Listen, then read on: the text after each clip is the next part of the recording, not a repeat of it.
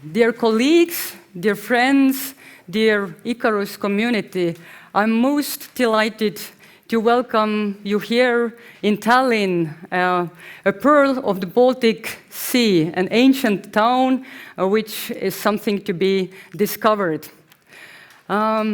This conference, titled as Highlighting Heritage, Empowering Knowledge from Archivists to Everyone, the 36th ICARUS Convention is organized by the National Archives of Estonia, my home organization, and ICARUS.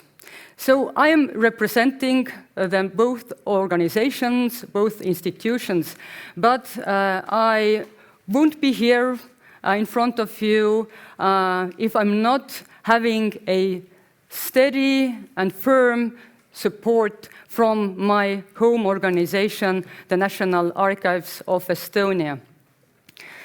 So, first of all, I will give the floor to my dear colleague and the National Archivist of Estonia, Priit Pirsko.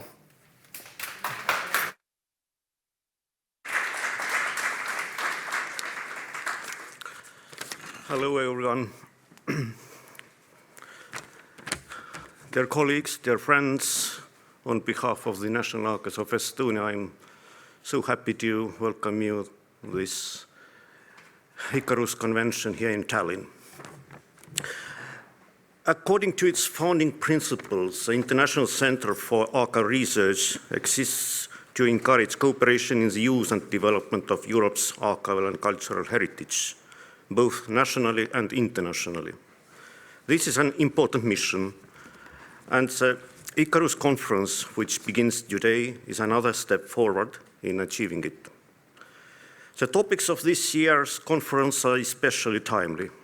We will explore how artificial intelligence can support archives and their users, how archives are developing and applying user-friendly technologies, and how communities can help improve access to archival collections and make them more widely used. These themes reflect many of the key questions facing archives today. Archival work is going through a period of major change. The first great transformation came at the beginning of this century with the rise of internet-based services.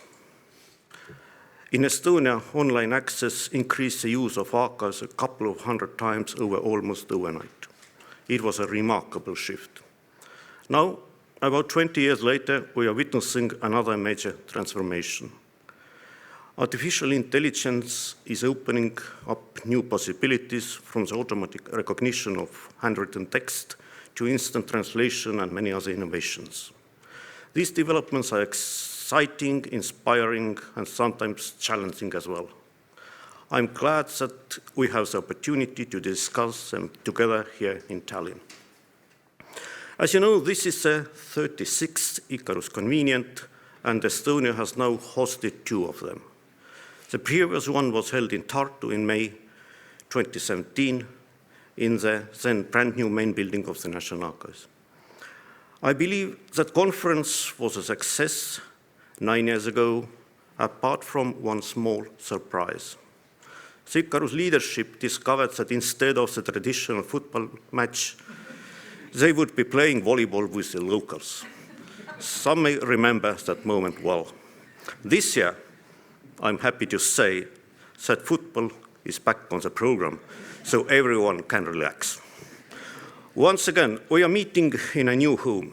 This conference takes place in the shared building of the National Library of Estonia and the National Archives. The National Archives moved here earlier this year, and I'm pleased to say that all our collections are now housed in excellent preservation conditions and supported by modern technology. For this reason, I can think of no better event than the ICARUS convention to be one of the first major international gatherings held in this building. I wish us a productive, inspiring, and enjoyable conference. May these days be filled with interesting discussions, new ideas, and valuable connections. Welcome to Tallinn, and thank you for being here.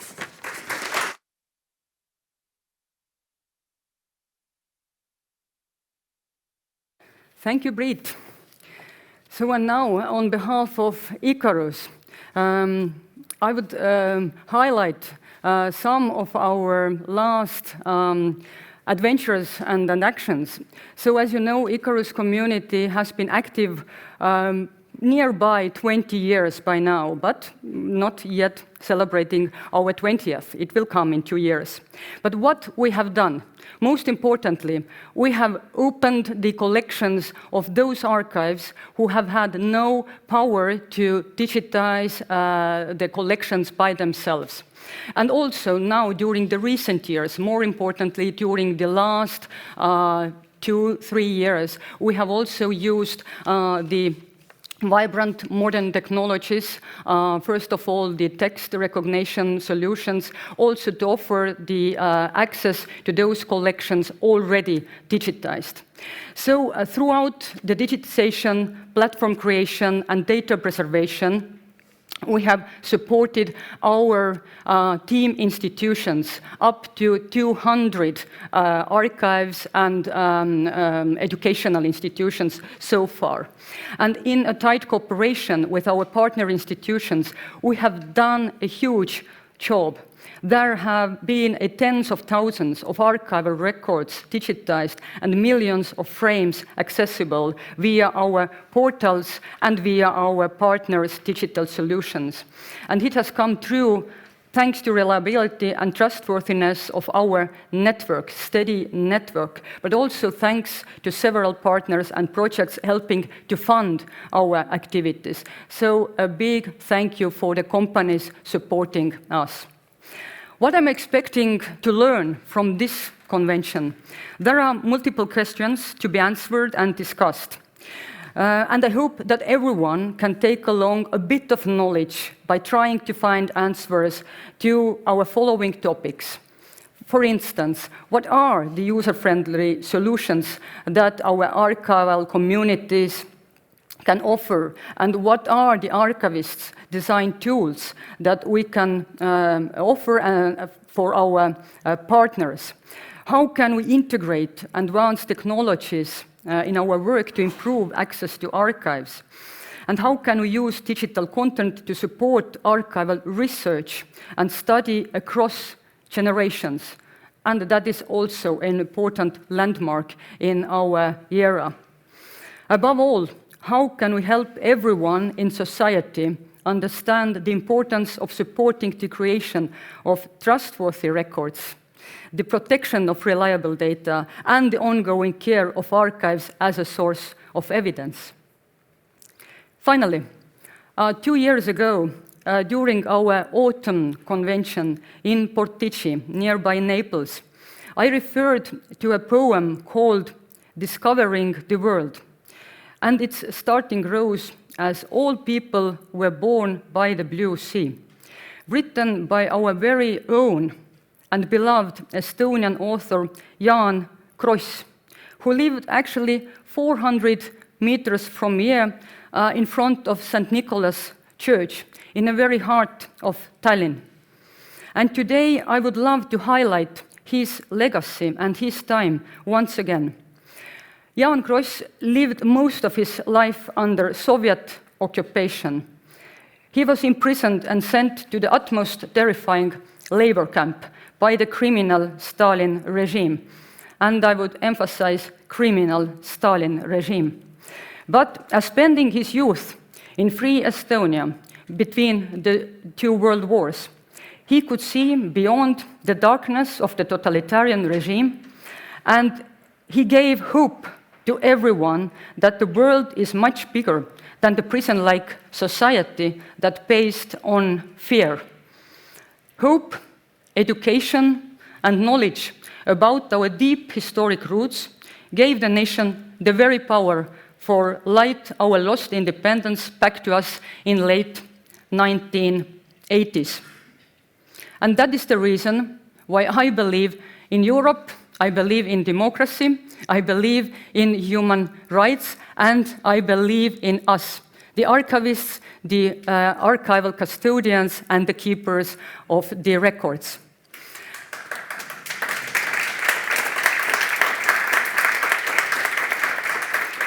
And my heartfelt thanks goes to my Estonian team, but more importantly, to everyone gathered here today and attending online. You are our community and you are our family. Welcome.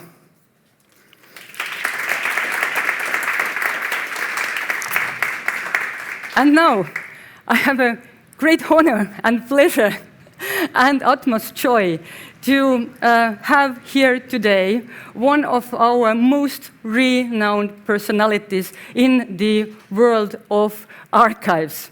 Laura Millar, who has had more than 40 years, I'm not believing this, but still, experience advising governments and organizations on records and archives programs. And she is, as we all know, of course, author of the award-winning textbook, Archives, Principles and Practices. And she is now preparing the next edition of this book, so we will soon see the outcome. But moreover, in her book, A Matter of Facts, The Value of Evidence in the Information Age, Laura takes a closer look to misinformation and disinformation in our area. I suggest this book to everyone who hasn't read it yet. Please grab it, and it makes a strong sense. But today, Laura will tell us the story of how to find a teachable moments. So, Laura, please, floor is yours.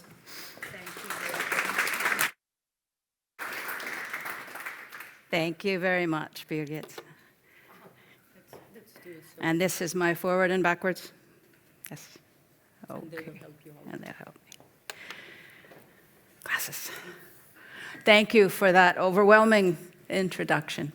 I am delighted to be here, and I'm just going to start so that I can keep on time. I am really honored to be here, and as you will find out at the end of my speech, it's been a lifelong ambition to get to Estonia, and here I am. Excuse me. I did write A Matter of Facts for the public because I was tired of trying to explain archives over and over and over again.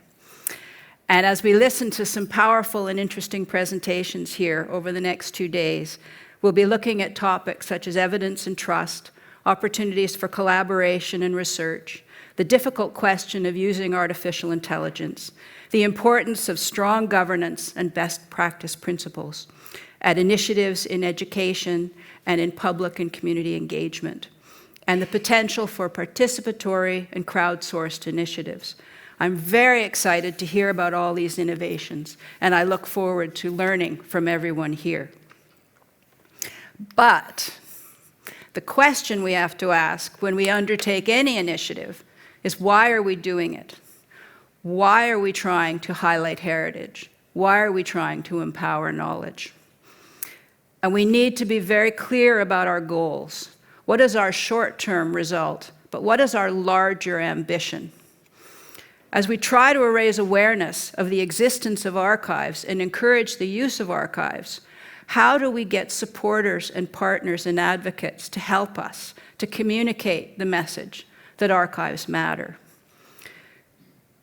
Highlighting the awareness of archives, highlighting the value of heritage is a worthy goal, but to me, it's a means to an end.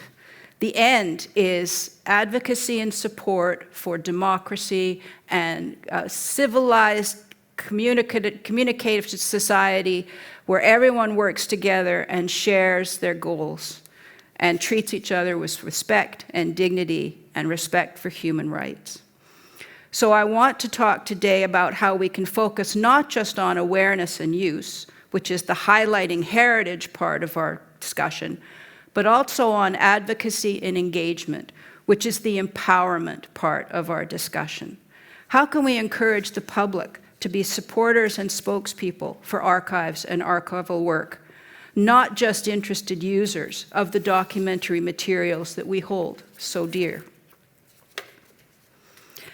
Now, I'm going to speak in part from a Canadian perspective, and if you come to Canada with ICARUS, we will make you play hockey, and we will lose. I want to look a little bit at genealogy and family history, which are such powerful drivers for archival use, particularly in Canada and the United States.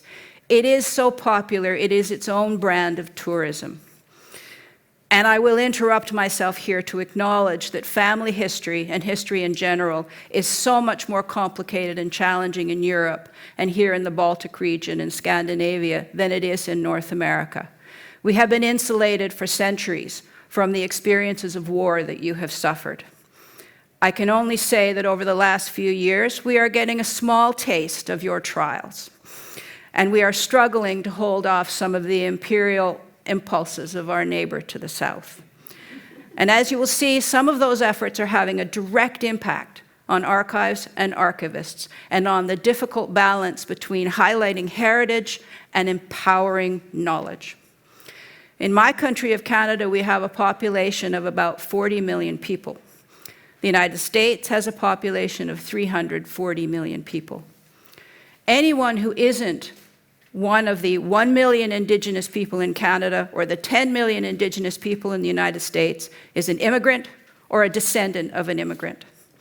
Many people, including me, claim citizenship from both countries. I am an American-born child of a Canadian-born father who had an American-born mother who had a Canadian-born father. On the other side, I have English, Irish, Scottish heritage. Everybody comes from everywhere. So I am one of many people who subscribe to the tool Ancestry.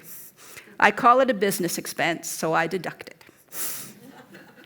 But in 2015, Ancestry boasted more than 2 million subscribers.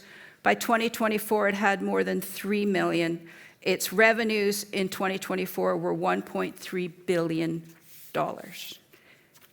It is a business. But archives are not just about heritage for tourism. They're about heritage as a right. In early 2026, the Canadian government changed the Citizenship Act. Now, you can claim citizenship if any ancestor can prove they were in Canada for 3 cumulative years. Not just your parents or your grandparents, anyone. Now, not counting the Vikings who came in 1000, there have been European settlers in Canada since 1604. Maybe not as long as the 13th century here, but that's a long time. Many of those settlers crossed the border back and forth like my family. And for many years, the border didn't exist. If the American president gets its way, it will change again. We can only hope not, speaking as a Canadian. So you can just imagine with this new Citizenship Act, how many people are looking for birth certificates, baptismal records, and land title documents to find the Canadian connection that will give them Canadian citizenship. Last month, I just helped my 2 American-born nieces apply for Canadian citizenship. I must say it wasn't a hard task. Auntie Laura is a record keeper, so I had everything they need. At the same time as the Canadian government comes in with this new Citizenship Act, they completely eliminate the one federal grant program for archival development in the country. Not just reduced, completely eliminated. It wasn't very much, I confess, $1.5 million for the whole of our country, where we have over 1,000 different archival institutions, but the grant program was completely eliminated. Library and Archives Canada's budget was cut dramatically. 10% of its staff have been laid off, 70 positions in 2025 and 56 positions in 2026. The disconnect is obvious. How can a government expect archival institutions to support the flood of requests for documentary evidence while eliminating the only source of federal funding to help community archives and religious archives, many of whom hold the records that are needed for people who want to find their citizenship? Here we have the dichotomy between highlighting heritage and empowering knowledge, because the focus in the government is on archives as old stuff. Now, I will just say, my own efforts in Canada, and I'm lucky that because I'm an independent consultant, mostly retired, But I don't work for an institution. I can speak out as I wish. I can do what I wish. So I take liberty, and I write books like A Matter of Facts, and I try to get the message out. And 2 initiatives I'm involved with now, both fairly new. In my own province, we used to be the Friends of the British Columbia Archives, so we were the support group of our provincial archives. Last year, we changed to the Friends of British Columbia's Archives, and we are now an advocacy and awareness-raising group for archives across our province, of which we have 200 or 300. We speak not just on behalf of the government, but on behalf of all the local and community archives to raise public awareness. Nationally, a new group is the Canadian Cultural Heritage Advocacy Committee, formed just this summer in the wake of the federal budget cuts, driving to raise awareness of the importance of archives and museums, libraries, and cultural heritage for history, for identity, and for culture. My goal with these initiatives is to get politicians, historians, journalists, lawyers, genealogists, and educators involved in the mission of raising the awareness of archives and the idea that archives matter. So why is it that people don't understand the value of archives? I think because we make it seem easy. When people enter a database, they type in a search question and they get a response, they think they have the right answer. They think they have the only answer. When they watch a TV show that traces 8 or 10 or 15 generations in an hour, they think genealogical research is easy. They think all archival documents are available online, and if they aren't, they should be. They think everyone's family history can be traced in days. I sometimes wonder if they think they should be able to type in grandmother-maternal and get an answer. What is missing, I suggest, is not awareness. People know archives exist. They value archives over there. What they don't understand is that archivists are not magicians. We cannot manage something if it hasn't been managed before we got to it. We need to convince decision makers and the public that the work of protecting documentary evidence is important, but it's also ongoing, never-ending, and made infinitely harder in a digital age. Archives are not about the past, and archival work is not about wearing white gloves and holding ancient parchments. You know that, and I know that, but we need to find better ways to tell the public that. So I find these are the 3 myths that I am trying to shatter. First, that records and archives and data just exist. They just happen, and we don't have to worry about making and keeping them, they're just there. Second, that records, data, and archives don't have anything to do with each other. Records are bureaucratic, data are digital, and archives are old. And third, that caring for these materials is someone else's job. That the records creator does not have to think about the protection of digital or physical records. That's the records manager's problem. The records manager doesn't get involved in the management of databases. That's the IT manager's problem. The IT manager doesn't get involved in protecting digital evidence for its enduring value. That's the archivist's problem.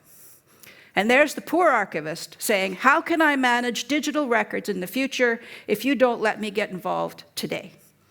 So we need to empower the people to see their role in the process. The realities are, records, data, and archives only exist if we protect them from the moment of creation. This is a shift so fundamental, it hurts my brain. I am trying to write a 3rd edition of my textbook. I may crash in the attempt, trying to talk about how to manage archives when I really want to say, how do we manage the creation of evidence and still make that book useful? Please pray for me. The second reality is that the we in managing is a team effort. We have to empower. Everyone has to be involved from the start. Everyone from the person on the street to the person in the government office needs to see that when they are creating a piece of information, there may be an accountability to it. There may be a reason it has to be protected. And therefore, that archivists have to be advocates to communicate that message for the protection of documentary evidence from everyone, from the chief executive officer to the average citizen, and ultimately, as I will discuss soon, to the children. And I believe if we get the children, we get everybody. And when we listen to the projects over the next 2 days, I want to applaud you all for your efforts and innovation. And I want to ask you, in your initiative, how are you empowering people? How are you using your project or tool or resource to let people know not just about what you have, but about how it's important to them? How are you going to find your teachable moment? The phrase teachable moments was first articulated by Robert Havikhurst, an American chemist, physicist, educator, and civil rights activist, who developed a well-deserved reputation as an expert on human development and on aging. When he was speaking about teaching children, he said, "When the timing is right, the ability to learn a particular task will be possible. This is referred to as a teachable moment. It is important to keep in mind that unless the time is right, learning will not occur. Hence, it is important to repeat important points whenever possible, so that when the teachable moment occurs, the person can benefit from the knowledge." So for the rest of my time today, I want to talk about those teachable moments and how we prepare for them. First, we need to have our data and our facts. As you'll see, I think we need some statistics in our back pocket. We need to be able to say, did you know that? Did you think about that? If we want to encourage a chief executive officer to find sustainable solutions, we need to speak their language. So we have to craft the response to fit the audience. The average person doesn't understand the intricacies of archives. I don't believe they need to. What they need to understand is that they are making materials, and it doesn't just arrive in archives by magic. We have to listen to their concerns and treat them with respect and focus on what will resonate with them. So we have to craft a story that suits the audience and the moment. And we need to answer their question with respect and then give them our own message. Now, let me give you some examples. That's my niece, Natalie, and that's me, twins separated at birth. That's her sister, Madeline, and her father, my brother. When my nieces were little, they would say, "You look just like me, Auntie Laura." I said, "Well, no, actually, you look just like me." And I would take out old photographs, and I would say, "These photographs showed me, and they show your dad. And we were little once." And I didn't go further than that, because this was the teachable moment for a 3-year-old or a 4-year-old. As they got older, I gave them more information, that they had a grandmother and she was once young, that she had a father and he was once young and very handsome, that she had a mother who came over from Ireland, who worked in a house as a servant. I would tell them the stories and I would show them the documents. Now, fast forward, niece Natalie is now 24. She's in China right now on a scholarship.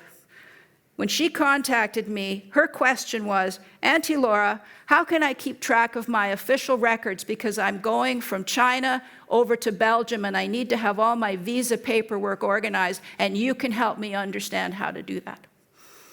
She knew the question and she wanted help with the answer. I think because I started them young.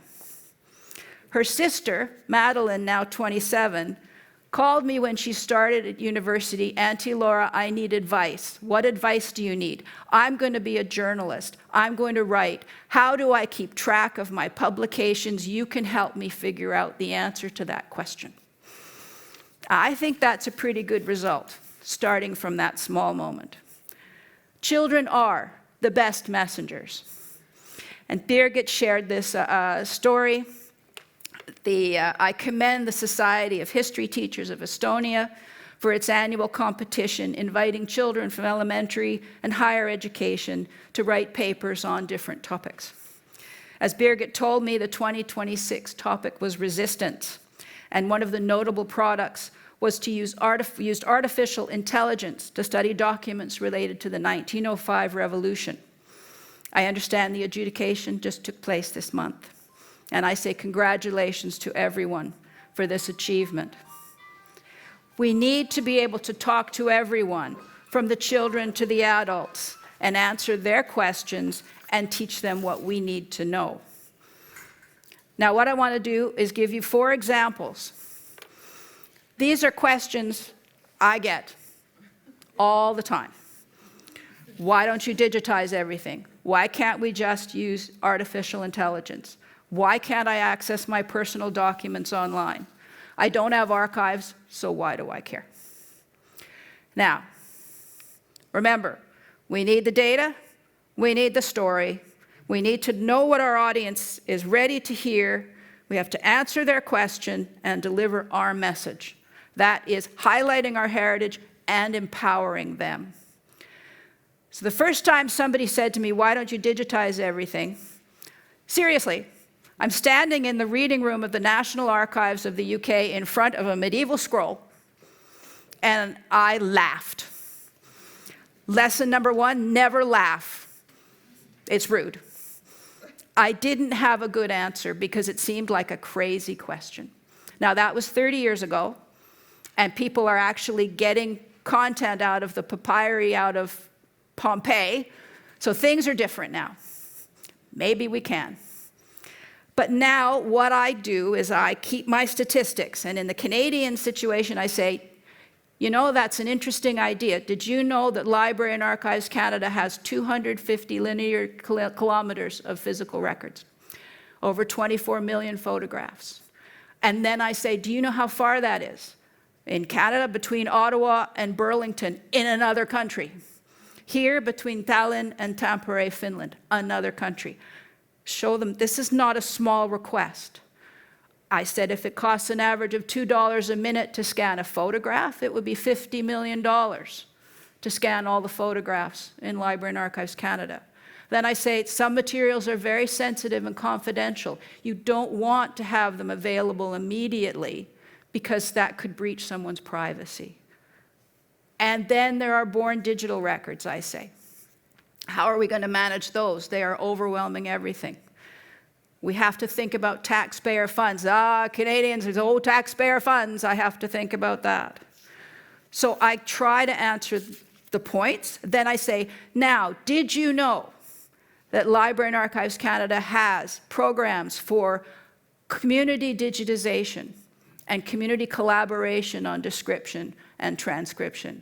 Maybe you would like to get involved in that. I try to empower them. I don't just shut down their question. I say, there is a way you can make this work. And I always say, and clean up your phone. Clean up your phone. Why can't we just use AI? I like to give this example. You have an email. Your urgent request. I approve your request.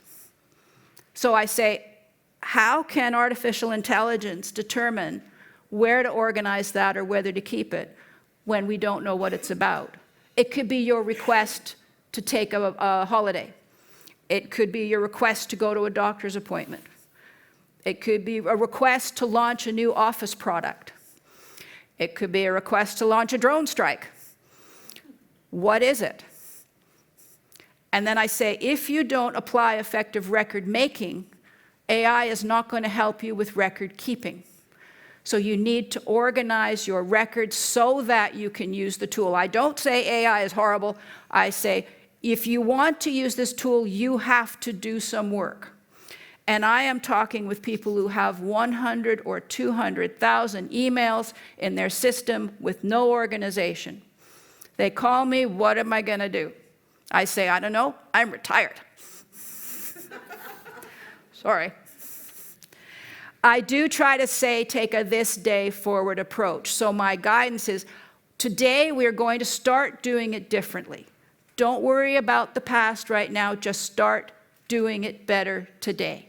Like an exercise program. You didn't exercise yesterday, but today you can start fresh. Now, we would all say a shortcut to that answer is garbage in, garbage out. But that disrespects the fact that they are doing a job, doing the best they can. They are not mismanaging because they want to. They are mismanaging because they don't know how else. And they have not understood the need to have someone come in and help them. So we have to let them know there is a resource, people like us who can help you organize your records, help you think about how to do this, and it is possible to change your ways.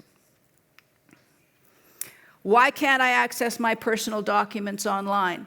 I had a 1-hour bus ride where I got in a conversation with my seatmate about this. She found out what I did. I'll talk to anybody. She found out what I did, and she said, you know, I tried to get my birth certificate from the provincial government. I should just be able to type my name in and get it. And I said, that's one of the most personal records you could have, one of the most valuable records you can have. And true statistics shocked me. The British Columbia government reported 1.5 billion cyber attacks attempts in a day in 2024. Privacy laws prevent making material available if it's sensitive for a certain number of years. Keeping those records safe is the core duty of the archivist. So back to me. I have a role here. There's a profession here. Let me tell you about it. And then I say, you know, now that you've got your copy, you should keep a couple of copies safe. You should keep a copy in a safe place in your house. You should have a folder that's labeled. If it's got registration numbers, you should keep track of those so the next time you need it, you know how to find it. So I try to give advice that says I can help you move forward with the learning. And she understood that in our 1-hour bus ride. And I mean, who knows? Who knows where these ideas land, right? I got this question trying to cross the border from Canada to the United States to give a speech. The border guard, who was a youngish man, didn't want to cross, let me cross. Now, I travel on a Canadian passport, but I'm an American-born citizen. It says I was born in Seattle, Washington. I have every right to go in the States. So when he said, well, why are you going? I thought, well, first, I'll brag. I said, I'm going to give a speech at Yale University. That didn't work. So he said, well, why? What is your speech about? I said, it's about the importance of archives as essential tools for identity, memory, accountability, and history. And he said, I don't have any archives. Why should I care? And I, knowing I could cross the border, leaned forward over the counter. And I had to lean a lot because I'm very short. And I said, do you have children? And he looked at me and he said, yes, I have 2 boys. And I said, do you take pictures of your boys? And he said, of course. And I said, where do you keep your pictures? And he said, on my phone. And I said, how do you know they're there? And he just looked at me and said, what? How do you know they're there? You don't know they're there. You don't know who else has access to them. You don't know they're still in the cloud. And he said, so? And I said, that's what I do. I help people protect the pictures of their children so they are safe, so that you can access them, so that your family can access them. I give speeches about that. I teach people about that. And that's why I'm going to Yale. And he said, you go, girl. And before I left, I said, by the way, clean up your phone. Now, the border guard's question is the one that is most important to me. Why should we care? It is not enough to highlight heritage as a nicety. We have to empower knowledge as part of protecting rights and keeping people accountable and advocating for the best management of information by and about people. We see immigration raids on innocent civilians in the United States and the power that comes with citizen witnesses who are recording those incidents on their phones. We see the increase in measles cases around the world because people do not trust science, science based on data, data based on measurements, based on facts. We see the use of AI for falsified images. We see the unregulated expansion of digital technologies. I am working so hard to try to argue that records, data, and archives and other sources of documentary evidence are essential in this fight for truth in an age of misinformation and disinformation. So these days, I am more activist than archivist. My brother said, I've always been an activist, I just couldn't spell very well. So when I try to answer questions about archives, I try to answer the question and turn the experience into a teachable moment. I want people to know that taxpayer dollars pay for access to genealogical information, and that if the government cuts those funds, they're not going to have that access. I want people to know that digitization is not a simple matter of slapping a document on the bed of a scanner and pushing start. I want them to think harder about the costs and efforts associated with managing documentary evidence. I want them to know that artificial intelligence will not help them if they do not pay more attention to record-keeping processes, and that we must take action to address the grave risks that come with artificial intelligence.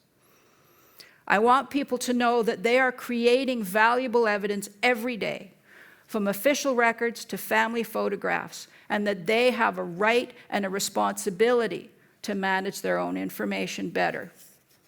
My goal is to convey this message in a way that makes sense to an academic, to a woman on a bus, to a border guard, or to a little girl.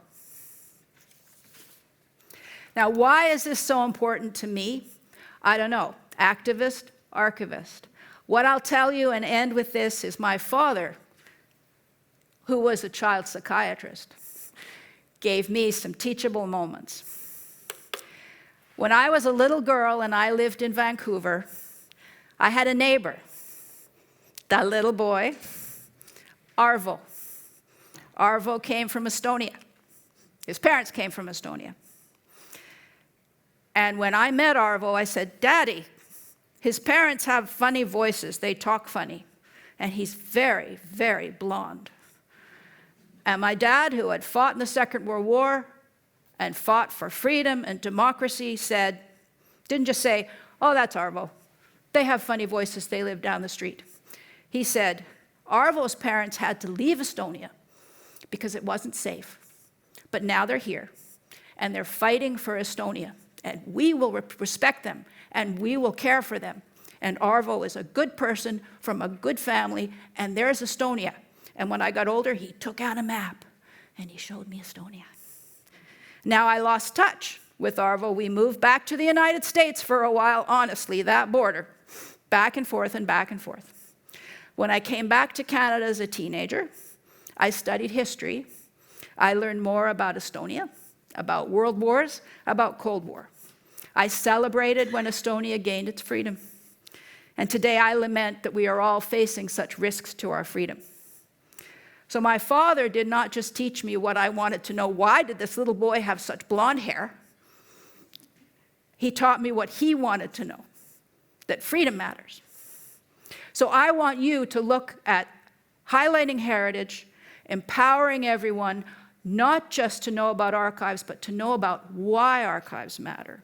Because they matter for honesty and truth and trust, for democracy and civility, and support for respectful, law-abiding, fact-based society. And since I know you will ask, I did not reach out to Arvo as I prepared this speech. I suspect he still lives in British Columbia, but we have not been in touch for decades. And I thought, if I contact him now, he'll find out I'm happily married, and I will just break his heart again.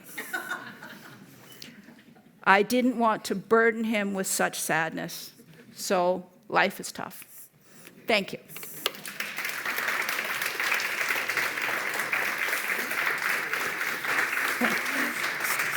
Stay here. So thank you, dear Laura. And I have to confess, I had no clue about Laura's and Arvo's relationship while I took my courage this January to turn to Laura. And we didn't know each other at all. So we haven't met, which is, of course, rare that we haven't met in some of the previous meetings on, I don't know, ICA or somewhere else. But still. So, and now, when in one of the emails, I think it was in March, April period, Laura just told the story or wrote the story. I was really impressed and amazed. No, and this is now your chance to be here in Estonia. So thank you. But we have a good time for questions, and I hope that you have the questions. And just raise your hand, and I will bring the mic. The mic is right there in behind of our seat. So just please be here. Or while you are thinking, I have one first question.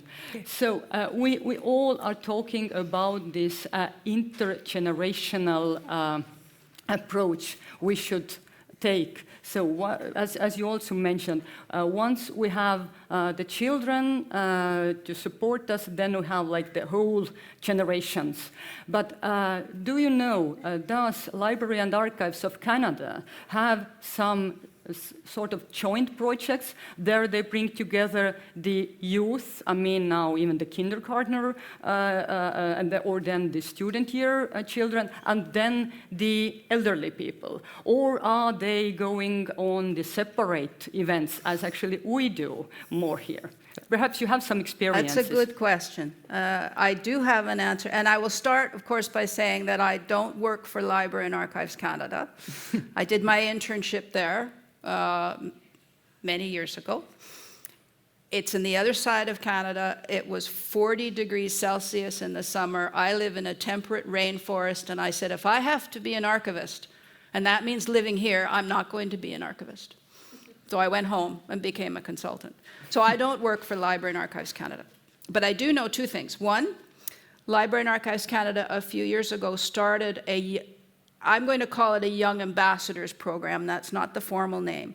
But they set up a committee of young people being end of high school, early university, to come together and participate in conversations about the value of archives.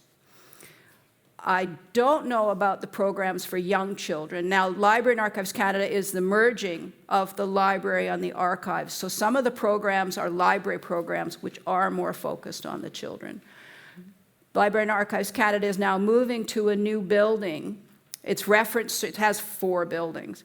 Its reference services will now be in the Ottawa Public Library, so the city's library, and they are planning a lot of public programming there.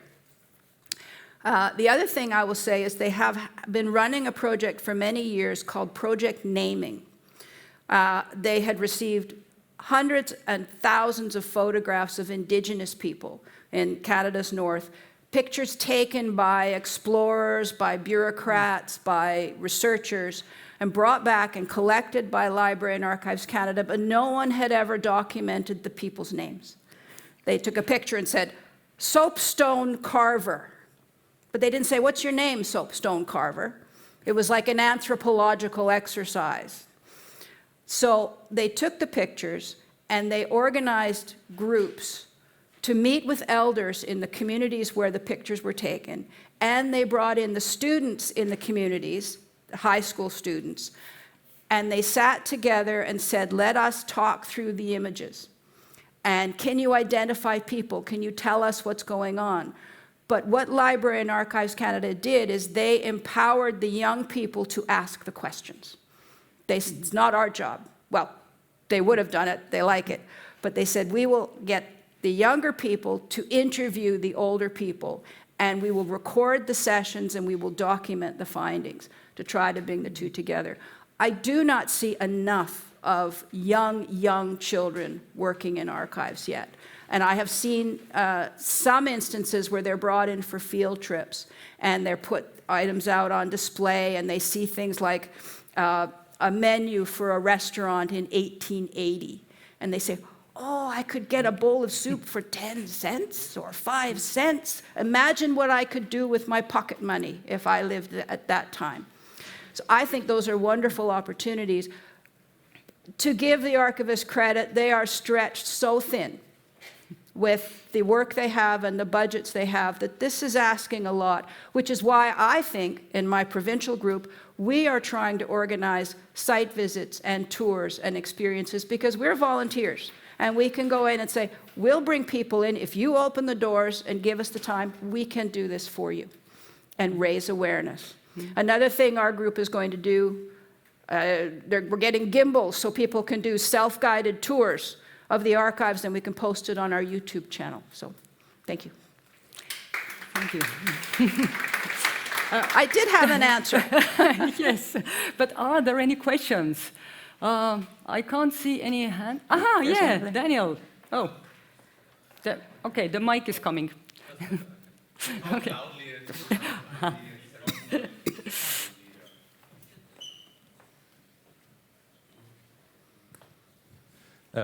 Hi, I'm Daniel from ICARUS, and my question is not really about the archivist part, but about the clean up your phone part.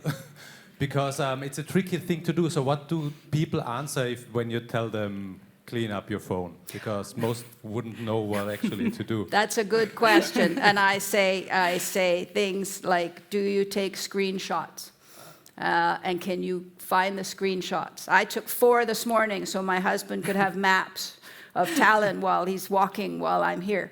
And if I don't take them out, they're there. So can you get rid of the duplicates? Can you get rid of your screenshots? What do you want to keep? Have you got names attached? Do you use tagging in your phone to name people? And of course, I'm an old lady, and I lived in a world before phones, before these phones. We had phones with like long cords on the wall. It's quite something. But a lot of people of my generation did not want to turn on any GPS tracking information. And now I say, if you don't, you have to do 10 times the work to get that. So put it in there, use it, download it, move it. Now that's a conversation that I don't have on the bus. Yeah. But if I start with, do you have screenshots of jokes? Can you get rid of those? That gets them thinking. Yeah, you know, because I think it's very tricky. I have this kind of conversation as well with my family and so on, so I'll try to help them organize things. And usually they are not really even aware that all of that exists as individual things where they have some influence on. So it's less like my phone exists, the internet is a thing you click on and then things happen. So yeah, sorry, I'm a bit overwhelmed with the size of the task. It is a huge task. This is the problem that if we look way back in time, no one had the power to make records 500 years ago. So we keep all the records of the very few people who had the power to make records. Now we all have the power. And now I think the archivist's job is going to be the person who says, get rid of it. Get rid of it, get rid of it, get rid of it. That's going to become our job. And that's a very hard thing for us to do because that's not how we were trained. But if we don't, we are going to simply drown in the content. Yeah. Thanks. Thank you. Quite right.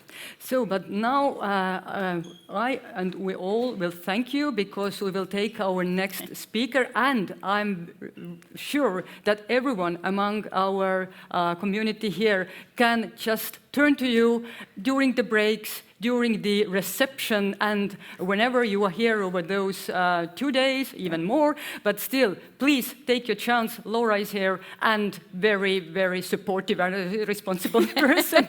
So Thank you. Take your chance. Thank you, Laura. Thank you, thank you. Thank you. And now, I have an honor to ask here the National Archivist of Cameroon, Esther Olembe, to give us an overview, quite the same, how to design the trust in the digital age and how to manage the information. So please, floor is yours. So,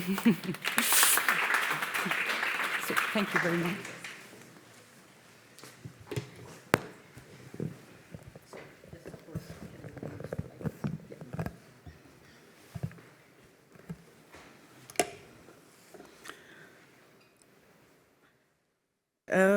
Dear Chairperson, dear colleagues, dear friends, it is a true honor to stand here before you in Tallinn at the 36th Convention of ICARUS, and in the country whose digital trajectory has for 2 decades set the standards against which the rest of us measure our own ambitions. I come from Yaoundé. I come from the National Archives of Cameroon. And I come with a question that I believe concerns us all. Archivists from the north, archivists from the south, archivists from all states and from emerging ones. This is the question. How do we design trust in the age of artificial intelligence? This is the question this paper attempts to answer through the case of my country, Cameroon.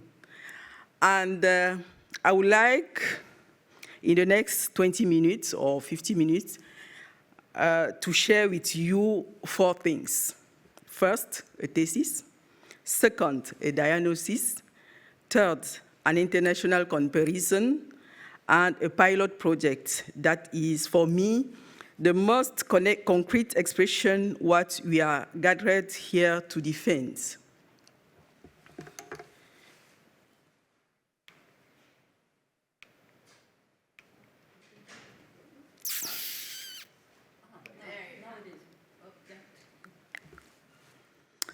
Okay.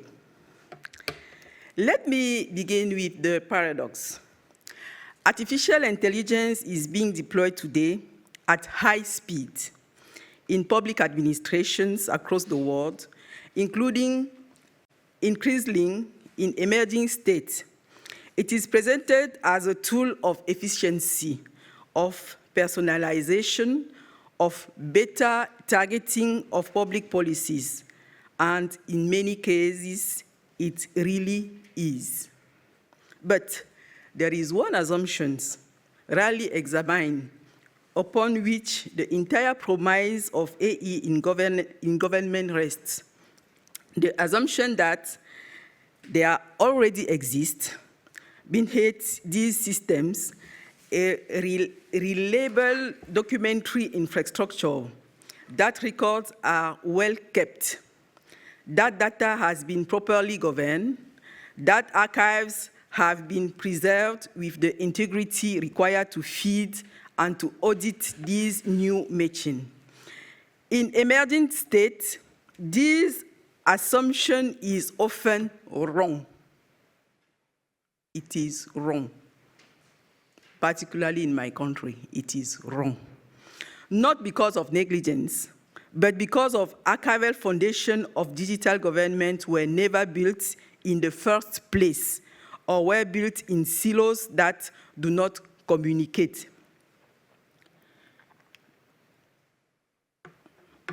So,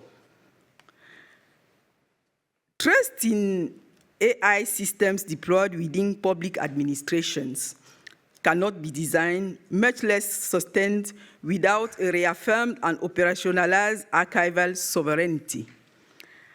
I want to be very precise about what I mean.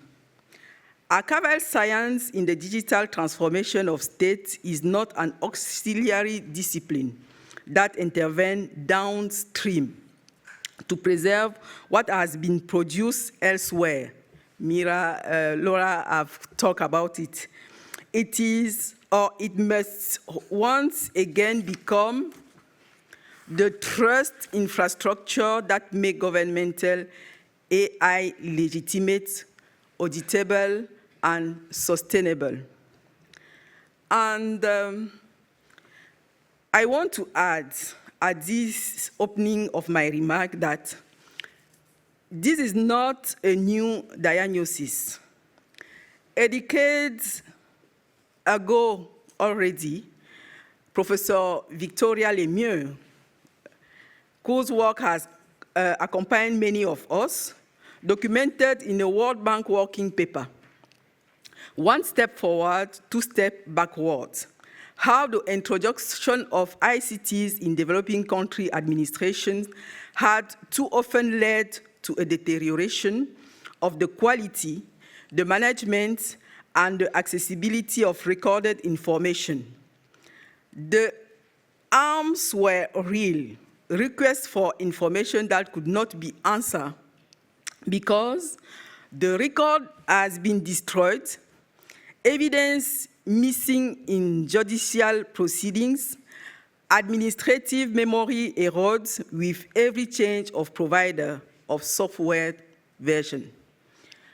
What I argue today on the Cameroonian case is that the eruption of generative AI does not erase this long-standing problem. It accentuates it, and it makes the foundation of archival sovereignty more urgent than ever. Let me turn in the diagnosis. Cameroon has been engaged for more than a decade in an ambitious digitalization trajectory.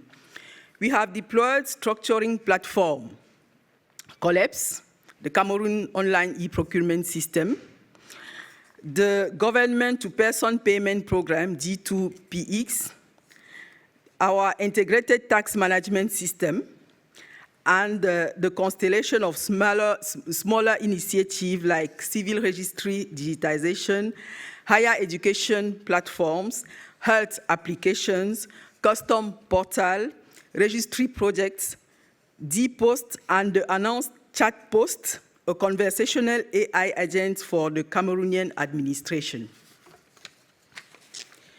The proliferation in itself is not problematic. It reflects political will. It reflects a real mobilization of international cooperation. The problem is elsewhere.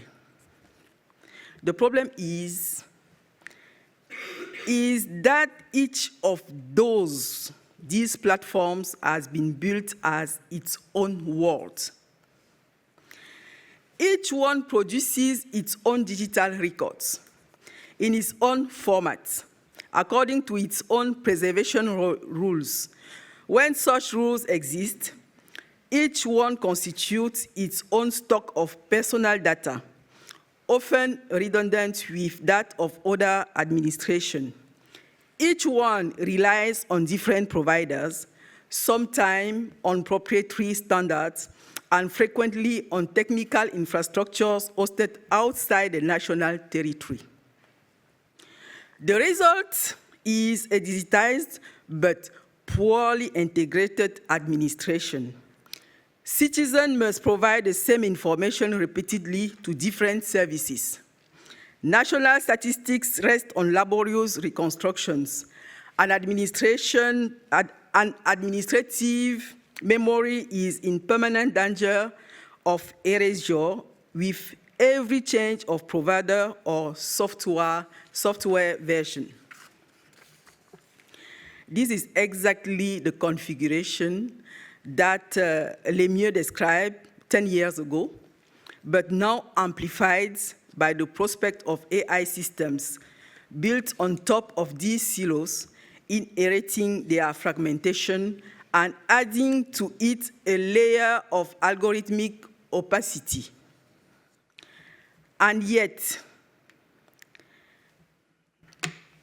in this difficult landscape, an opportunity has appeared. On the 24th of July 2024, the President of the Republic promulgates Law number 2024/001 on the archival regime in Cameroon.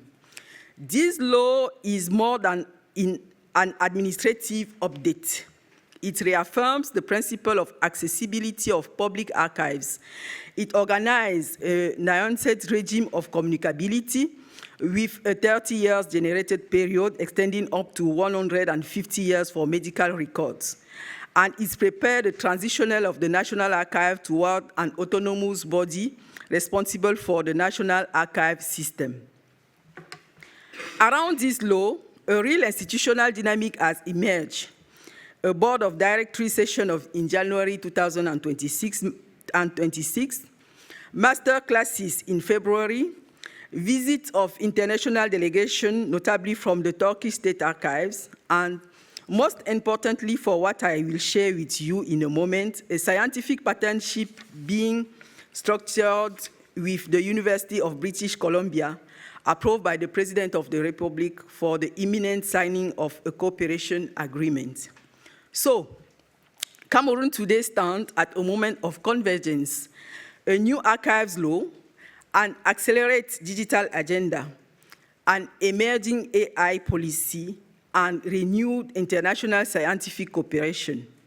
The question is whether we will seize this convergence to build trust by design, or whether we will let our silos harden before the algorithms set in stone. This is why in the third part of my paper, I turn to international experiences. My choice of Estonia as the principal comparative reference rests on three reasons. In fact, the first reason is substance. Estonia is one of the rare states to have inscribed in the very architecture of its digital infrastructure operational principles that are fundamentally archival principles, traceability of every exchange, integrity by cryptography signature, citizen auditable, and so on and so forth. Second, transposability.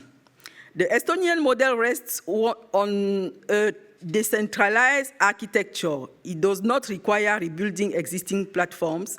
It requires making them dialogue under common rules. This is precisely what a country like Cameroon, with its already extensive application landscapes, needs.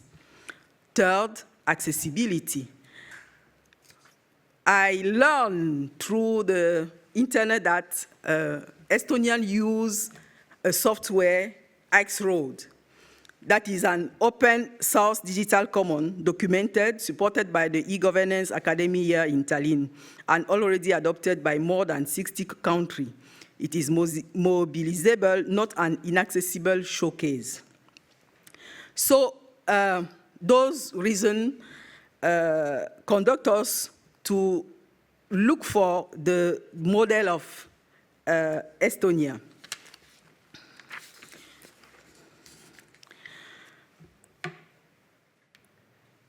But as I said, I do not want to celebrate Estonia uncritically. No model is integrally transposable.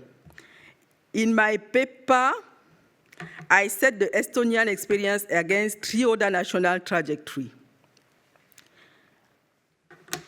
India, and is India's stakeholder practical insight into managing digital identities at the scale of 1 billion users, but they raise serious questions of civil liberties and the archival dimension remains weak. Another example is Rwanda, and its Irembo portal demonstrates that African contextualization is possible. Attention to the digital divide, physical access points, local languages, but the architecture privileges a front office portal logic over a back office interoperability logic. Another example is Morocco, that present Francophone post-colonial bureaucratic trajectory, partly comparable to ours. The legal framework on trust service is a matrix from which we can learn, while noting that platform fragmentation persists there too. None of these models can be mechanically transposed to Cameroon. The architecture from Estonia, the identity philosophy from India, the inclusion consent from Rwanda, the legal framework on trust services from Morocco, it is the articulation of those borrowing that I propose to translate into a roadmap from Cameroon.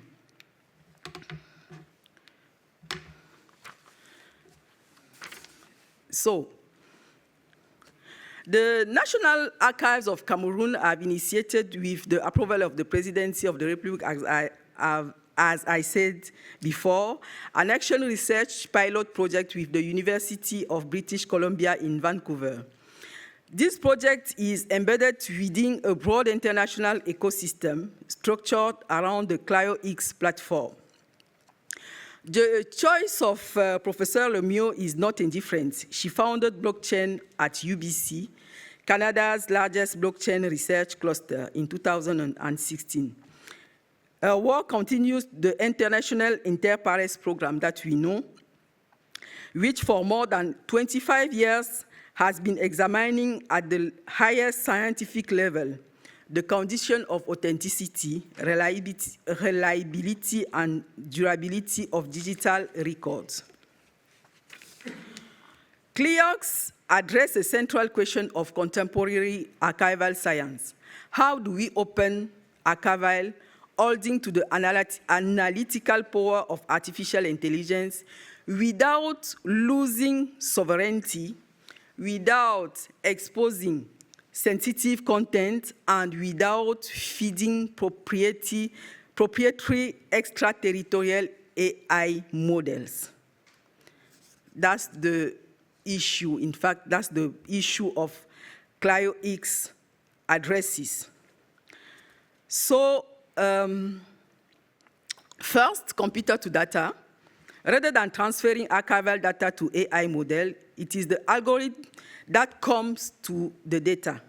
Second, blockchain-based access control. Each query, each authorization, each result is recorded in a tamper-proof cryptographic ledger. Third, privacy-preserving machine learning. Federated learning, secure multi-party computation, differential privacy. Fourth, Web3 embedding within a global ecosystem. And now, why apply this to the official gazette? In fact, it is our pilot project. Because of the official gazette is not a document among others. In the legal architecture of any state of law, it is the absolute reference document.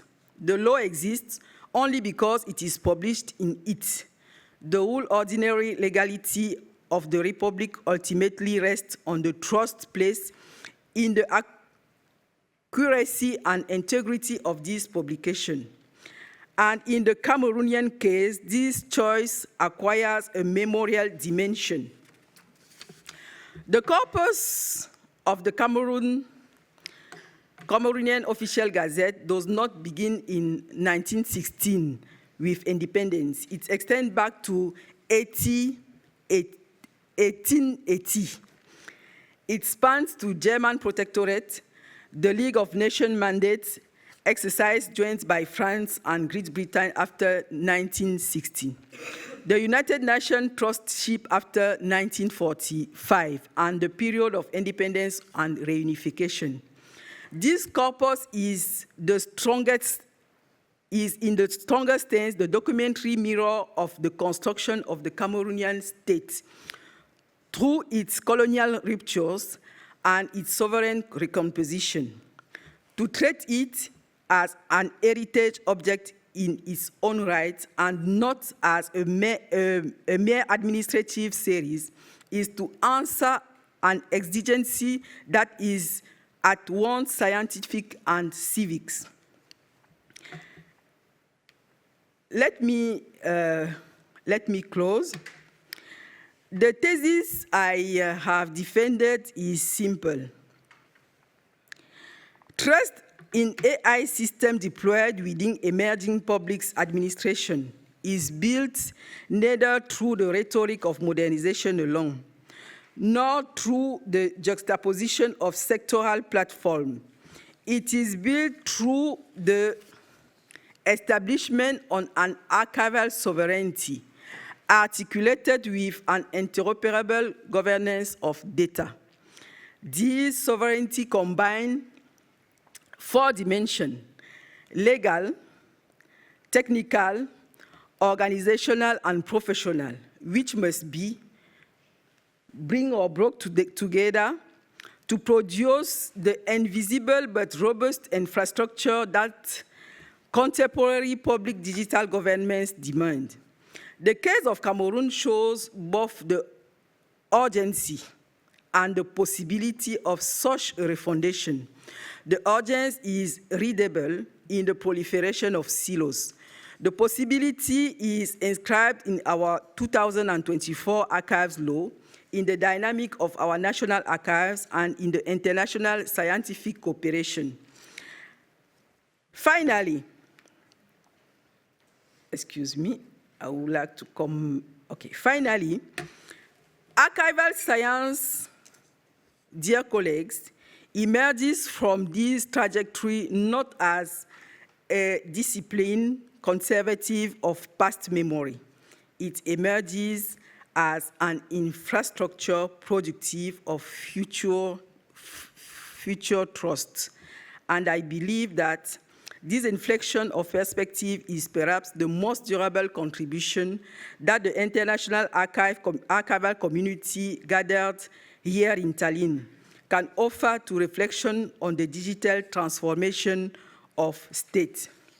The corpus of the Cameroonian official gazette does not begin in, the thesis I have defended is just simple.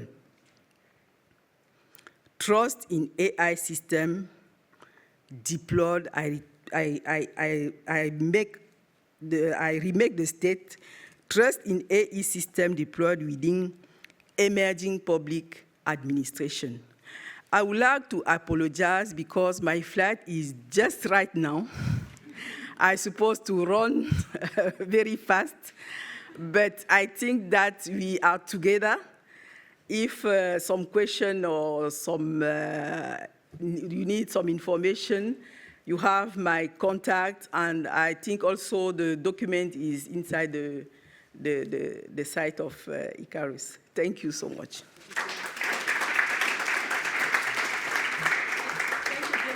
Yes, that is true. Esther's flight goes in 1.5 hours, so it's right. But perhaps one very short, quick question. We have a time for this.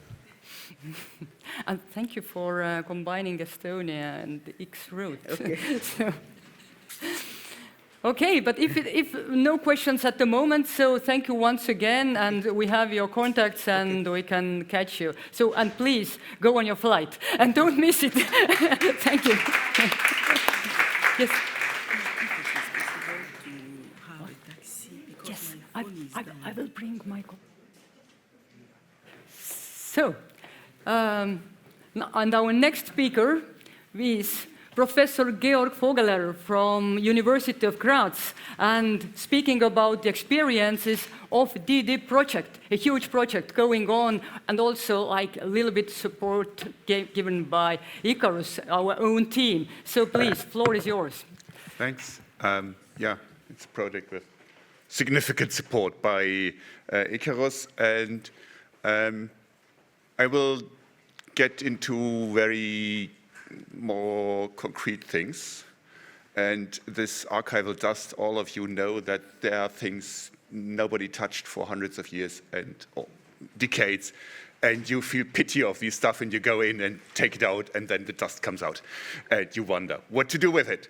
The cooperation with ICARUS is pretty strong with DiDip. And one of the reasons why we can apply AI methods to medieval charters is because we have this huge collection of digitized or digital representations of medieval charters created by ICARUS in the last 25 years.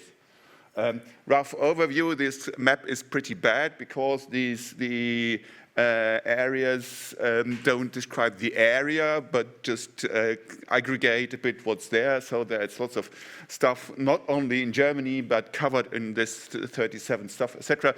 Estonia is up there on the right corner. All three collections, archives are really from Estonia there. It's a collection which currently is at, well, you see the numbers I copied yesterday, more than 77,000. It were 77,000 when I started to create these slides. Documents digitized by archives. So Laura, some of them are doing this nicely, and there is support, and there is ICARUS supporting this and doing this with their scan team, etc.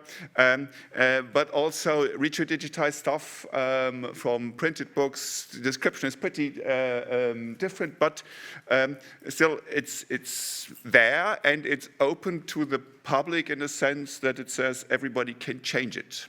That's a risk, and I don't want to talk about this because there are some measurements to mitigate this risk, but I feel it as an offer. As being a trained medieval historian, it's a huge offer, having 750,000 documents available. And there is even a significant amount of this represented in images. The numbers is not the images you see there, because a document has at least 2 pages, 2 sides, front and back. So you need at least 2 images, etc., etc. So 500,000 images are there. 500,000 charters have an image. And AI asks us, okay, what can I do with, for instance, these images? There are lots of generic methods. And one of the generic methods we applied is just to distinguish main regions on these images. So there's a charter and there is a background. And let's see if I have the slide somewhere else. Let's go back. And the background and stuff like this. Sorry, I need to get, that's the back button. Is this the back button? Yeah, that's the back button. Sorry. I didn't find the back button. And we made some classification of these standard things, like there's a seal on it, there's this area where the written text, etc., which is useful for all of these documents. And then an art historian came to us and said, I'm interested in only, a special part of this in the ornaments. Ornaments are rather rare on documents. Not that rare, but they're at least interesting, visually appealing, etc. So we had the problem that this generic AI method, just identifying that there is an ornament, is not sufficient. So we did one thing with AI, not just the generic AI, but we trained the specialized AI based on this, there's an ornament, and created his classes. And if you see a bit the distribution, you see that there is only one pillar pretty good, and the others are archival dust. Not that nice, but not that bad. And this not that bad comes out in several presentations Martin Roland is doing, where he says, well, yes, I finally find things I wouldn't have found before, and I find many things I didn't want to find, but which are interesting because they are somehow interesting that they are confused with the others. So this is one of the obvious use cases of AI, if we allow it to be specialized to the task. And that's something I think which is important to keep in mind, where all the democratization discussion would have to continue, that we cannot define the task in general before. Second thing everybody thinks about when it comes to computers and documents, read it. And we know the first step in reading is taking a photograph out of it, and that's not read. So typing in the name of my I want to find, in the records will find nothing, because there are only images if there's nobody extracting the name. So why not creating many more than the currently existing, roughly 50,000 transcriptions, many of them already by OCR from printed editions. Give it a try. and I'm mixing up this. And we are doing this, and you will have to keep in mind things which are, again, creating another layer of archival dust. The machines are astonishingly bad in many of the tasks. Our model is much better in distinguishing that the generic ChatGPT, which just knows there might be a charter area, but not even takes the image as a full in this case. You have to talk with it very much. There is messy output of certainly, you know, all from standard OCR, and if you do HCR, it's probably even less good. We are engaging that it's not that bad. We added currently 190,000 roughly new transcriptions to documents where there were no transcriptions before, knowing that they might be bad, but not as bad as a researcher would say it's really bad.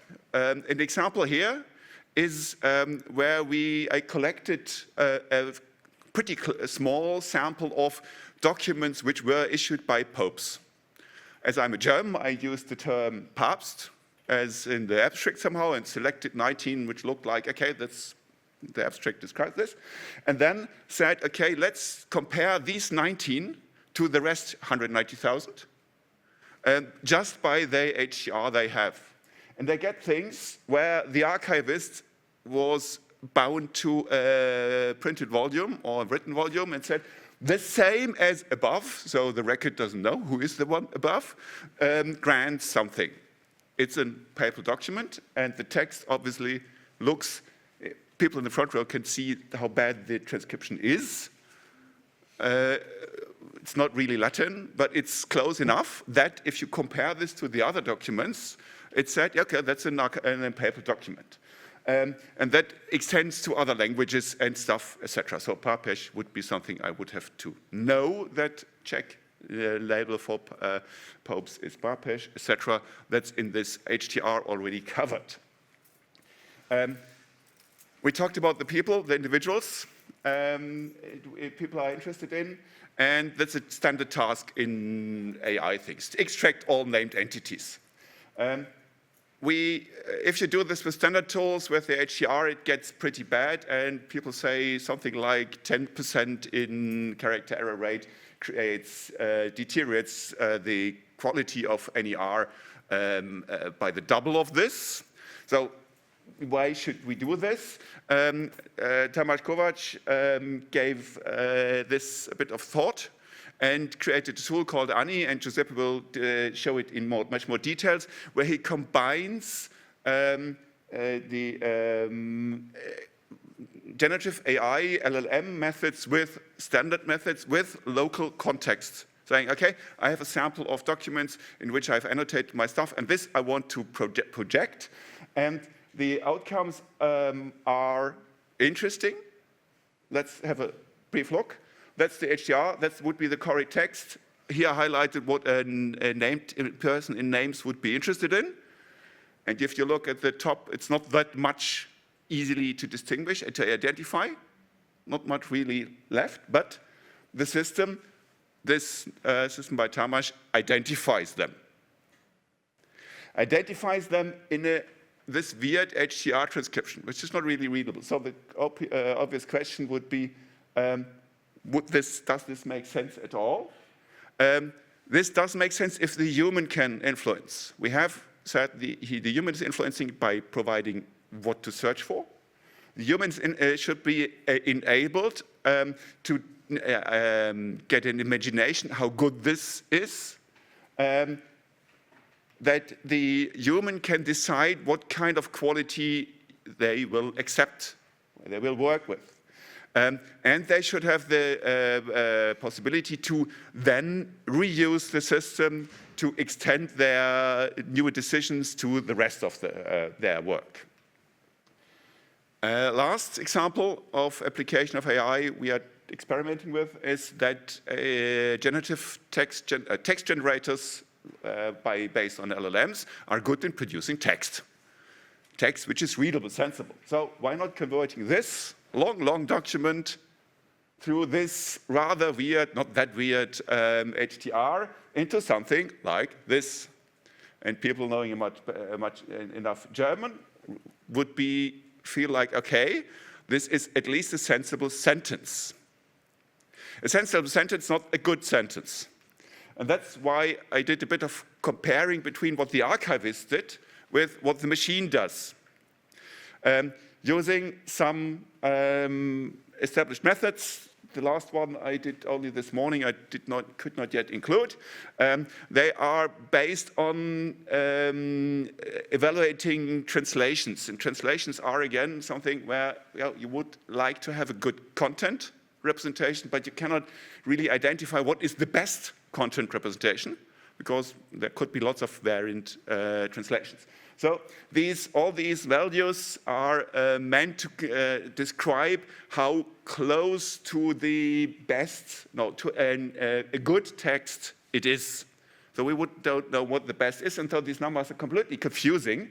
The nice thing about this is that this first example is the one I've shown earlier, where there is a rather extensive archival abstract, and I compared it to the machine, and you see these high numbers in the first line as somehow the threshold, the benchmark, where you would say anything which is close to these would be a rather good one. And you see how bad this can be down the list. Referencing Estonia, I took these two, where you see there is quite a difference in these measurements. The blue score from 4 to 0.7, the ROG 1 score almost a half, the ROG 2 score, which takes more than one single word, is in 10% range, etc. So there should be a difference why these two are that different. Here is the text, and that's I need to highlight a bit. Here is the result of this, highlighting the differences. One thing is, the LLM is much longer, and I will talk about this later. You see that there is good overlap. Ludolphus, the blackheads are pretty good.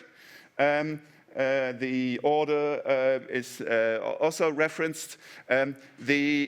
What the archivist described as grants a share in the benefices is described much more elaborately in the LLM result, but it's still good. What is missing is the reference to Rome. So we are in the usual AI problem that it's good, but not that good. With the second example, with the pretty bad example compared to the first one, you see there this 10% ROG 2 score. You see that the overlap looks rather small. You see that there is the Dominican convent, which is not the St. Catherine's Church, the same words, but might be the same thing. There is the lighting and the light, the obligations, and is obliged to. The blackheads, not pretty sure. The HTR was not really secure about this. And lots of other things are there. The pretty not easy to see highlighting in the top is, for instance, something where I would say, dear archivist, I understand what you did, but the LLM does better in the sense of I want to find my name. Because it extracted all the Johann Mober, Suprior, Johann Ulrici, Nikolaus Witte, Hermann Riccardi, etc. And this is one of the reasons why the score is so bad. Because the archival description is consistently, logically, semantically good, but it's reduced. While the LLM is doing the same thing, but much more extensive. So we had a problem. You see down there that there are two things missing in both. And this problem can be not really solved. It's just something we have to aware of, we have to handle. And one approach to handle it is using the ability of the generative AI to do different things, to do many things. So asking it, for instance, to say, okay, please evaluate your own thing and do it cautiously and highlight things. which results in something like this, which results in something, unfortunately it's too bright. I took a picture of looking for dust, and I selected a picture with an elephant bathing in sand. And I like this idea, that all this dust exploding around this elephant is an elephant behind it. The archives are, in reality, an elephant, as strong and long-living as elephants are, and as caring and as familiar and social as elephants are, and they're creating lots of dust around them, and we have to do something with the dust. We have to do something with the dust. One thing is use it. Don't reject it, just accept it that it's there, it can be helpful. Do it in a way that you know that you're using the AI dust. So show what is automatically created and what not. Do it in a way where your knowledge, expert knowledge, is combined with the generalized knowledge condensed in the LLM. Your expert knowledge can be a pretty local knowledge, which is just the one researcher and their data and their problem, and include it in a way that you guide it or you prompt it to be cautious to take criticism as you are taking criticism on these results. And that's our approach and my suggestion for all of you. Thanks.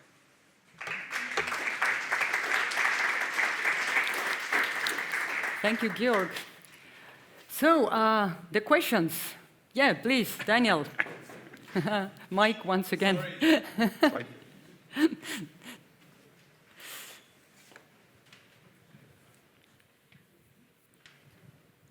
So I just have a question about the final or the last test example that you did with the regests. Isn't it a bit tricky because you compare two different kinds of things? Because the Kurzregest is something different than a more regular, longer regest, and you mostly had the Kurzregest that are supposed to be as brief as possible at all. And the large language model, of course, includes more text if you just parse it to give a summarization. So my question basically is, how difficult do you think is actually getting good metrics out of these kinds of tests? Because it's very complicated to compare exactly the same kind of thing in many instances. Yeah, good point. There are two answers to this. The task I gave to the LLM was explicitly references regest as format. And I even insisted a bit on this. You're definitely right that the standard regest I described in the prompt was more the kind of report all the important legal informations, etc. And I just had to enhance it a bit on, but not the boring stuff, so that there is a seal, whatever. The short regest is a practice in archives which is really pretty useful to have, because better than any description than nothing. And therefore, the evaluation, there should be a second step, for instance, if I compare these, make sure that I compare things which are comparable. So introduce the decisions in this. But the thing I did not show is that you can compare much more semantically with BERT score. And this is what I got just running this morning, unfortunately, and where the spread is much less, because semantically they're pretty close. Which means, in the end, you're right, we have to think about the evaluation, and we have to find sophisticated enough methods that we are comparing the content we are interested in, and that will most probably be a kind of ensemble style thing where we say, okay, there's an amount of named entities in the original abstract, and I want to know what's there, etc. In the end, it will just be the step to build up our trust environments. And that's the fundamental problem about it, that all of this tells us it's better than something else, but it doesn't really tell us it is really good. And that's the discussion I'm looking forward to find nice ideas how to approach them. So I think you're right on the big problem that I'm also very often see with that kind of thing is that it's difficult to compare things and to find the right metrics, because even after you create some kind of a test set, when you run the test, then you realize that some sort of bias crept into it without you realizing it, so you don't really test anything that you were supposed to be testing, and it's a big discussion that we probably will have in the coming days and years. And first of all, the discussions will start at your conference in July. Yeah, that's a good point. We are organizing the DiDip conference, and ICARUS is, as usually, somehow involved, is organizing a conference on the methods of diplomatics, so the sciences of evaluation historical documents as historical sources. Where Luciano Duranti, for instance, for the Canadians here, tried to transfer this as a methodology into modern archival science. But there will be lots of historians really interested in these cool things from the 6th century and more younger things.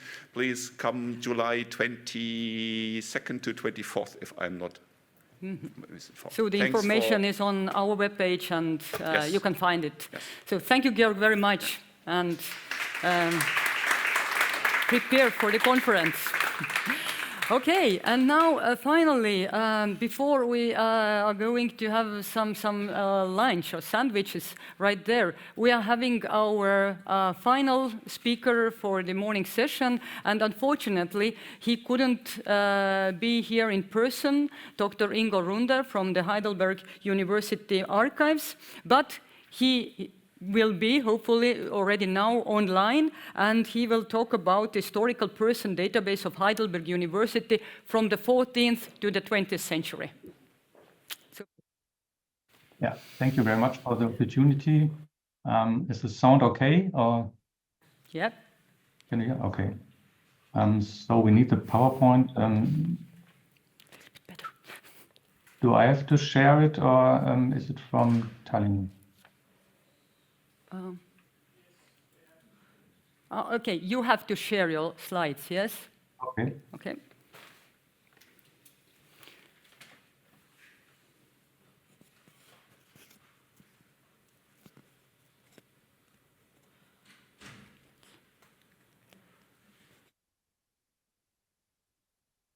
You can see it?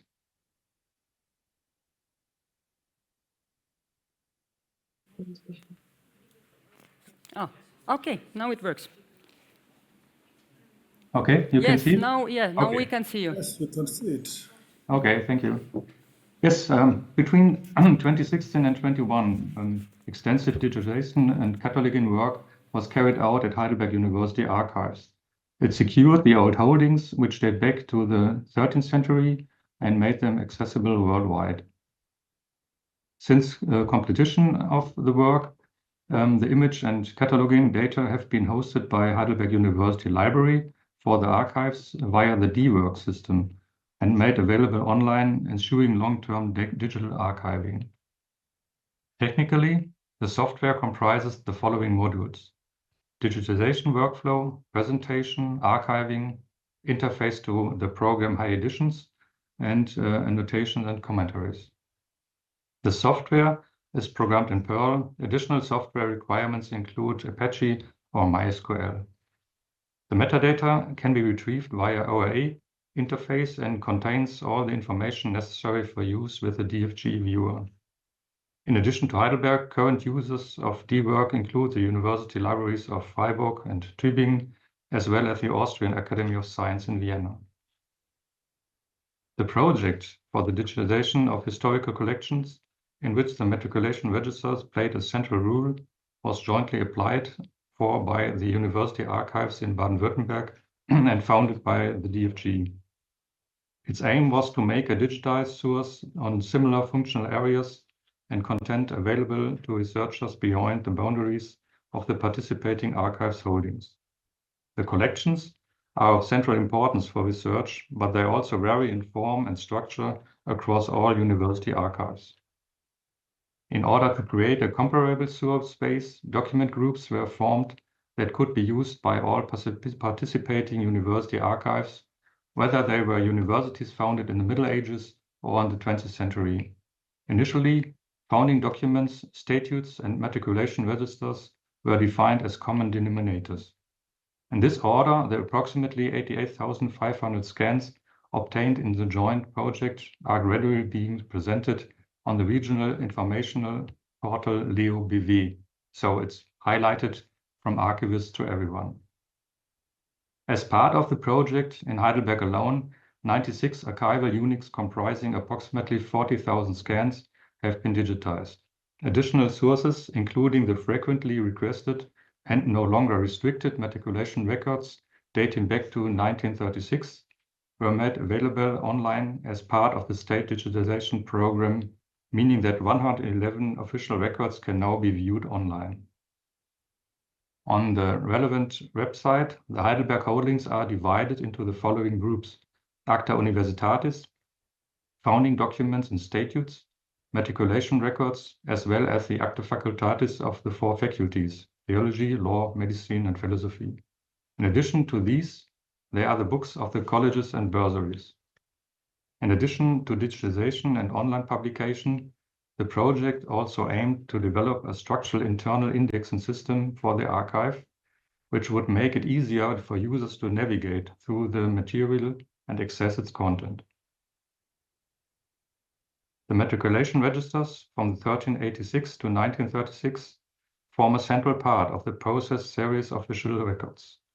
For DiDip's indexing, a comprehensive database of university members is to be created for the recording and evaluation of the personal data contained in the matriculation registers, also in cooperation with other universities. As a part of our project preparation, we held an international workshop at the Heidelberg University Archives last year, together with the colleagues from Prague. The presentations covered a broad range of topics. They moved from an early medieval database project in Tübingen to research projects on student enrollment data at Prague's Charles University. We also discussed technical questions like lemmatization, coding, and G&D integration. Already years prior, a conference at the Southwest German University Matriculation Registers took place in Heidelberg also, to get an overview of the type and extent of the holdings and the practices of their digital presentation. In Heidelberg alone, 19 matriculation volumes have survived from the period 1386 to 1936. In the following years, there is a clear formal break, which we'll mention later. Due to the war, however, there are temporal gaps in the holdings.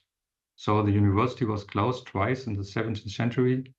The register volume for these years was lost, presumably 1693, when it fell victim to the flames during the French conquest of Heidelberg, which devastated the entire city. A volume reconstructing the nearly 1,000 missing entries is published yet in our book series based on fragmentary traditions and dissertation indexes. Consequently, these rediscovered university members from the 17th century can supplement the matriculation entries in the new database. On the occasion of the anniversary of the university in 1886, Gustav Töpke compiled an edition of the Heidelberg Register, which was finally continued up to the year 1870.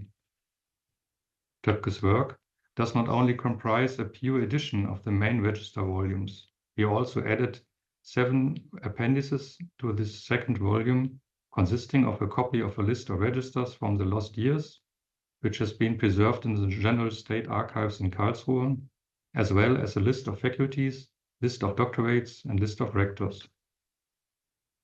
But how many entries are we dealing with in Heidelberg in total? Töpke's edition covers about 70,500 entries from the period 1386 to 1870. Previously unedited, but now digitized, another 76,750 matriculation entries are available online for the period 1870 to 1936, making a total approximately 150,000 entries. The year 1936 also marked the end of the classical register volumes with mostly handwritten entries due to the introduction of a nationwide student index system. While the period up to 1870 is covered by Töpke's matricular edition and the alphabetical indexes generated from it, the matriculation registers from this point onward must be searched manually according to the name list by data of entry, although they are now available digital online. Alphabetical lists in the university address books have been available as a source since 1880. As in the matriculation registers, they provide information about the respective origin and field of study, but also about the place of residence in Heidelberg and the name of the landlord. These address books, which had already been digitized by 1922, can be covered into a tabular list using AI despite the dense Gothic typeface. These lists can be used when indexing the unedited register volumes and for name researches. Given the large volume of name entries, we wondered how AI could support the conversion of these list names. Can it turn historic and university address books from scanned image into structured database-ready research data without transcribing every line by hand? The first step is Chandra OCR, accessed through the Data Lab API. Chandra is an AI-powered OCR and document parsing model. The important point is that it does not simply read these isolated lines of text like traditional OCR. It processes the whole page and tries to understand the layout, columns, tables, headings, and reading order. That matters for our material because these address books are not plain prose. They are very dense 19th century tables in fracture type with names, matriculation dates, places, subjects, streets, house numbers, and householders. Chandra gives us structured output, in our case JSON tables. A small Python parser then reshapes and separates the output into stable fields. We keep source near features, such as ditto marks, where the original uses them, instead of over-normalizing too early. After that, the data enters a manual review layer. This can be done in Excel, but OpenRefine is especially promising for the next stage, because it is built for messy data, clustering similar variants, making bulk corrections, and reconciling names or places with authority data, such as Wikidata, GND, Lopit, or GeoNames. The final target is not just a spreadsheet.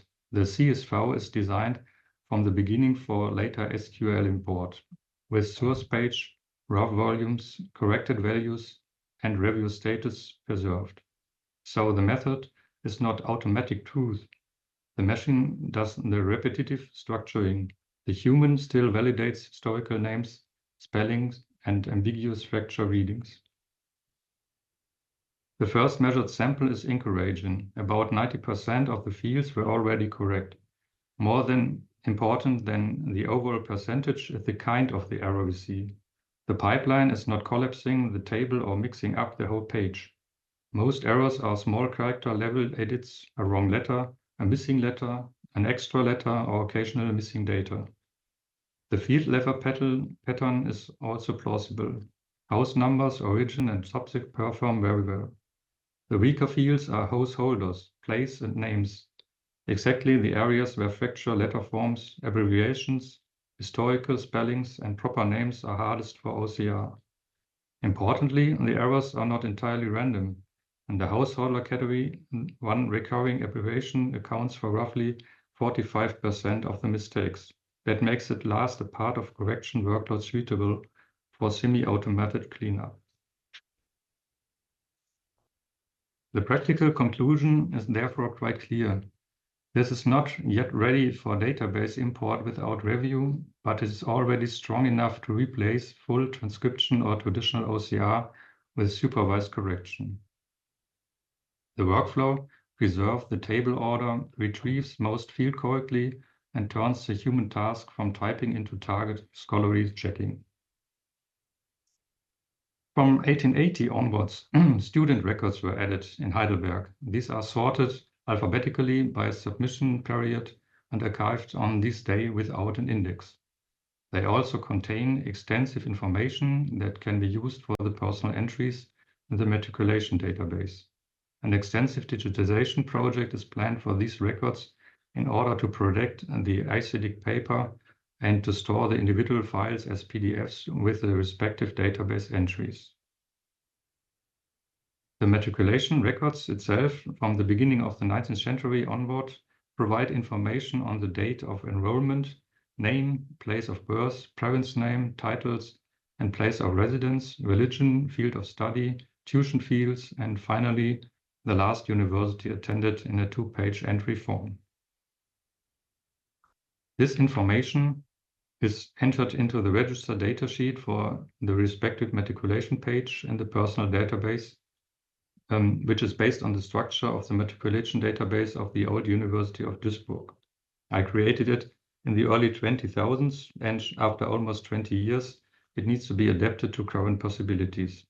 Personal information beyond the text of the matriculation entry is collected separately and can be compiled from address books, student files, or other matriculation records. This may also include students who do not appear in the matriculation records. Professors, guest students can be also entered there, and if available, images can also be added there. However, when indexed names documents from different locations are linked, the problem of the different spelling of names in the Germanic, Romance, and Slavic linguistic areas, which is already latent in the university registries, become more acute, which is why specific coding formats are provided for the database. The functioning of it was explained in an essay by ICARUS in 2019. And here, for example, we used the form of Soundex, which is a wide range finding issue.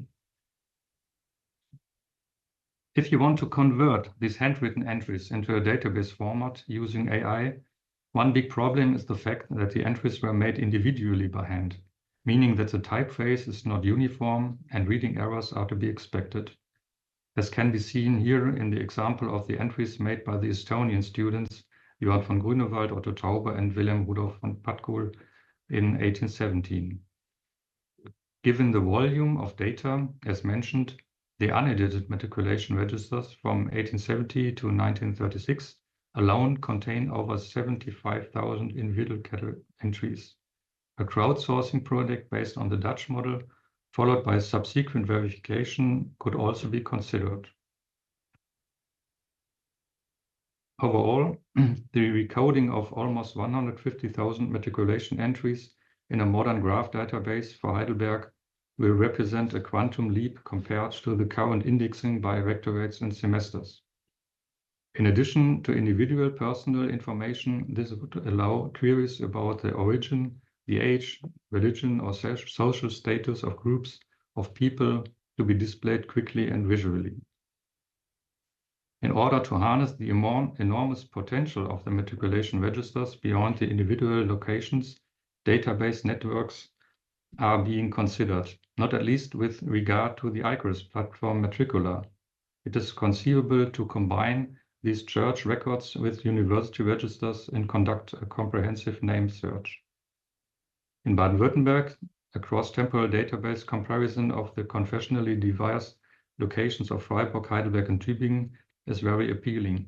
We are therefore delighted about collaborations such as those planned with the relevant university archives and the Repertorium Academicum Germanicum, and those also being considered with larger online projects such as FactGrid. Thank you very much for your attention.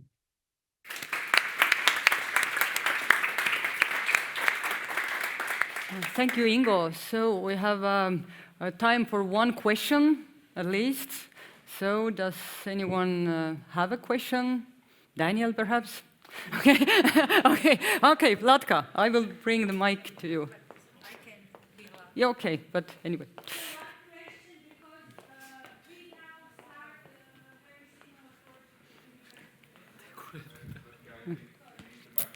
No, Vlatka, you need it.